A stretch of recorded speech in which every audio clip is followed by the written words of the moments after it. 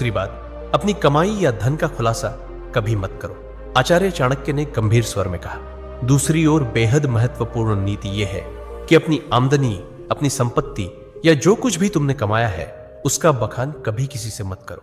एक बार की बात है, मगध के एक राजा ने अपने दरबार में गर्व से अपने खजाने की झलक सबको दिखाई। सोने के सिक्कों से भरे कमरे, अनमोल रत्न और ढेर सारी संपत्ति सबके सामने रख दी। कुछ ही दिनों में क्या हुआ, पड़ोसी राज्य ने हमला कर दिया और वही खजाना लूट कर ले गए। चाणक्य बोले, धन जितना गुप्त हो उतना ही सुरक्षित होता है। उसकी दिखावट करना, अपने आप को चोरों और जलने वालों के सामने खड़ा करना है। फिर उन्होंने शिष्यों से पूछा, पुत्रों, क्या तुमने कभी देखा है कि अमीर लोग अपनी सच्ची कमाई सबको बताते हैं? नहीं, क्योंकि वे जानते हैं जहां अधिक लोग जान गए वहां जरूरतें, लोभ और संकट भी बढ़ते हैं।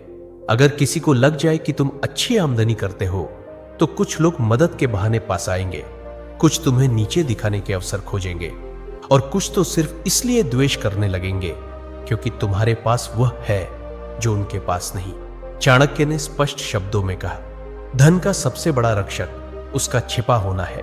अगर सबको तुम्हारे धन की जानकारी हो जाए तो लोग तुम्हारे मन की शांति भी छीन लेंगे। इसलिए याद रखो, अपनी कमाई को ढंका रखो जिससे मन स्थिर और निश्चिंत रहे, क्योंकि जो धन दिखाया गया वही या तो लूट का कारण बनता है या जलन का।